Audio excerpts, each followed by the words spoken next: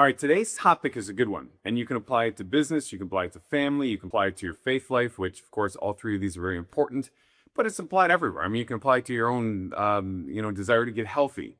There are 8 biases I'm going to talk about. I'm going to talk about these because they're common, although there are many biases that we have, and sometimes people use different titles to describe them all.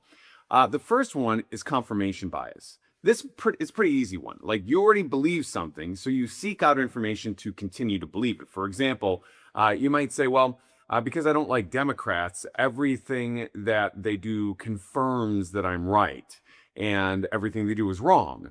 That's actually mixing more biases than one, but that's what people do. Same thing with Republicans. Or I do like Democrats, or I do like Republicans. Therefore, when everything goes well for them, I will confirm that that means that I'm right. And when things go bad for others, I will, see that at a higher point. Now, again, in order to have confirmation bias, you need to actually mix in some other bias too. And all of this, by the way, is fueled by pride and hubris. Okay, the next one is the self-serving bias. And that is, for example, something you see in religion a lot, which is this particular religion, believes that this particular thing is a sin, but I really like that thing. Therefore, I will be in the part of the religion who is fine with that. And that's not really seeking truth whatsoever. It's a self-serving thing, but people do it on a regular basis. The next one is anchoring. That is basically emphasizing too much value to what you hear first. Okay, so you have a first impression of a person, you like them, so therefore you find out they did something bad, and you say, well, that's impossible, I really like them. You might have had luck, for example, in something you did in business, and it was just luck, but you thought it was your skill, but it happened right away. It was your first experience, and therefore you anchor that in and you give it too much emphasis, and you believe that you are unstoppable. The next one is the halo effect, and we know what this one happens to be. That is that we provide a little bit too much emphasis on the things that we like, particularly people that we like. Because they're good, everything they do is good. The next thing is the negativity bias, and this is a big one too. This is where people basically take the negative feelings that they have or negative experiences, and they give them more weight than the positive things that they have. I've done this before in explaining something called the leaving feeling, because it happens a lot in the leaving feeling. You might have had a great day with somebody, you just met them, maybe it's a date, and at the end of the date, it's weird or it's awkward, or they didn't say bye with the enthusiasm you expected, or you did something for them and they didn't say thank you with the gratitude you expected. And that weighs on the experience. You're like, it's in your head.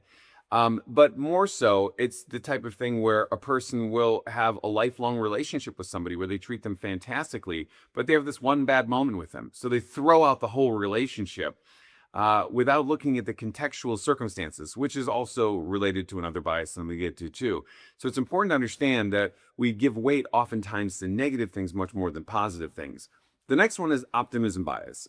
And this is an overestimation of and it's related to others too, an overestimation of the positive outcomes that can take place. And there's a lot of people like us, entrepreneurs, that are like, oh, I'm so optimistic. I was told to be optimistic. And everybody says, burn the bridges and go for it. So therefore, this has to succeed because I'm sending something out to the universe, which, by the way, is a bunch of BS. The universe can't hear you. God can or can't, and maybe demons. But the universe is that's like worshiping the creation, not worshiping the creator. So let's get rid of this nonsense. The whole, whatever, send it out to the universe. The universe can't hear crap, all right? Just stop.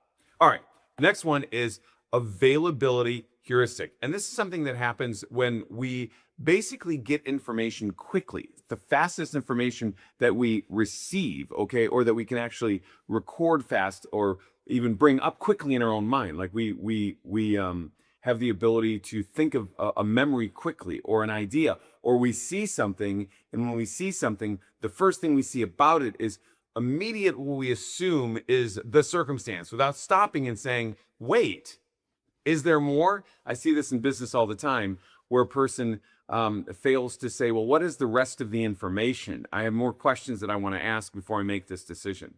The next one is the fundamental attribution error.